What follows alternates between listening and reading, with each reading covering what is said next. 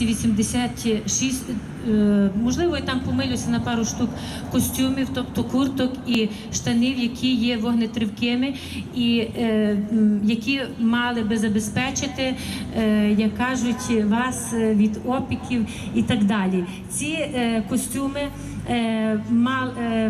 мали бути направлені, як кажуть, для бережан, а також для козівських пожежників насамперед, тому що саме родина Влада Вайди проживає, ми проживаємо в Бережанах, а також в селищі міського типу Козові. Решта,